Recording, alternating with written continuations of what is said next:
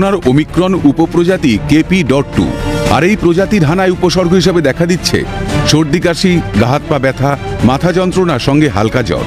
এমনইভাবে চুপিসারে সে আসছে, আবার 2 থেকে 3 দিন পর সুস্থ হচ্ছেন আক্রান্ত ব্যক্তি। প্রাথমিকভাবে এই পর্যবেক্ষণ চিকিৎসক মহলে। জানা গিয়েছে করোনা আক্রান্তের খবর মিলেছে দক্ষিণ কলকাতার একটি বেসরকারি হাসপাতালে। হাসপাতাল সূত্রের খবর, আক্রান্তরা সকলেই কলকাতারই বাসিন্দা। তারা প্রত্যেকেই কোনো না কোনো অস্ত্রোপচারের জন্য হাসপাতালে ভর্তি হয়েছিলেন। রুটিন মাফিক কোভিড পরীক্ষায় তাদের রিপোর্ট পজিটিভ এসেছে। 9 মে থেকে 15 মের মধ্যে 5 জনের করোনা সংক্রমণ ধরা পড়ে দক্ষিণ কলকাতার ওই হাসপাতালে। হাসপাতাল সূত্রে খবর, রিপোর্ট নেগেটিভ আসার পর 3 জনকে ছেড়ে দেওয়া হয়েছে। 2 জন এখনো হাসপাতালে চিকিৎসাধীন। তবে এই সংক্রমণ আদৌ KP.2 উপপ্রজাতির হানা কিনা তা জিনোম সিকোয়েন্সের পরেই জানা যাবে বলছেন বিশেষজ্ঞরা।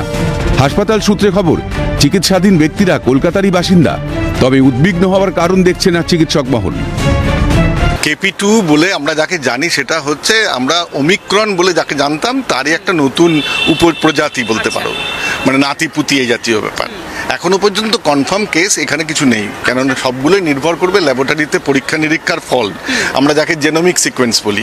এটা নিয়ে মাথা গরম করার, মাথা খারাপ করার, কষ্ট পাওয়ার, উদ্বেগ হওয়ার কোনো কারণ নেই। সারা পৃথিবী জুড়ে করোনা ভাইরাস ছিল, আছে এবং আগামী কয়েক বছর থাকবেও।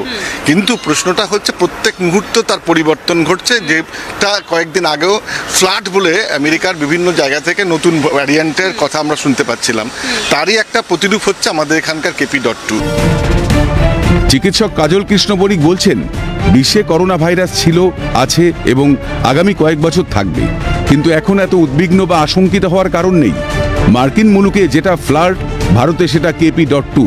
পুনে এবং মহারাষ্ট্রের শতাধিক মানুষের মধ্যে এই উপপ্রজাতি সংক্রমণ ছড়িয়েছে।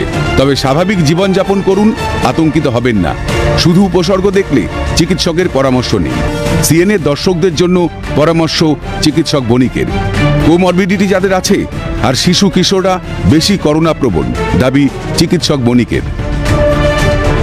আতঙ্কের কোনো কারণ নেই, স্বাভাবিক জীবনযাপন। শুধুমাত্র মনে রাখতে হবে সর্দি কাশি জ্বর, শরীর খারাপ, অস্বস্তি বোধ হলে চিকিৎসকের পরামর্শ নিন। যাদের মধ্যে কোভিড বিভিন্ন রকমের উপসর্গ আছে, যারা কোভিড কোমরবিড কন্ডিশনে ভুগছেন, বয়স্ক প্রবীণ নাগরিকদের মধ্যে বেশি, আর শিশু কিশোরদের মধ্যে সবসময় যে কোনো অসুখ, সংক্রামক অসুখের ক্ষেত্রে বেশি, তার ক্ষেত্রে এক্ষেত্রেও বেশি। কোভিডের তৃতীয় ঢেউয়ের কারণ ওমিক্রন, তার উপরূপ KP.2। মহারাষ্ট্রের পুনেতে প্রথম এই উপরূপের কারণে সংক্রমণ ধরা পড়েছে। কলকাতাতেও সংক্রমণের কারণ KP.2। এই উপপ্রজাতির সংক্রমণে মারণ নয়, ঠিক কি কি উপসর্গ হতে পারে জানালেন চিকিৎসক সজল বিশ্বাস। একটু সতর্ক থাকুন, তবে এই উপরূপ অতিমারির কারণ হবে না বলছেন চিকিৎসক বিশ্বাস।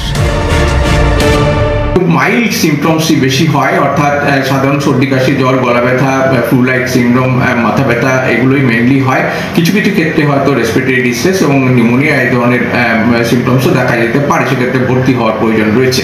সমস্যার জায়গা হচ্ছে যাদের ইমিউন সাপ্রেস রয়েছে, হয়ে আছে, বা ডায়াবেটিস হয়ে আছে, বা এই ধরনের ইমিউনিটি পাওয়ারটা যাদের খুব কম, তাদের ক্ষেত্রে কিন্তু এই সংক্রমণ হওয়ার সম্ভাবনাটা অনেক বেশি থেকে যাচ্ছে। বিশেষজ্ঞরা বলছেন, বিশ্বজুড়ে করোনার নতুন উপপ্রজাতি KP.2 এর দাপট। মহারাষ্ট্রে 91 জন করোনা আক্রান্ত। চিকিৎসকরা বলছেন, আতঙ্কের কারণ নেই। জানুয়ারি মাসে প্রথম KP.2 এর সংক্রমণ ধরা পড়েছে। দেশে প্রথম সংক্রমণ ধরা পড়ে জানুয়ারিতে। ক্যামেরায় নিখিল দাসের সঙ্গে অভিরূপা সাহা ও অয়ন শর্মার রিপোর্ট, ক্যালকাটা নিউজ।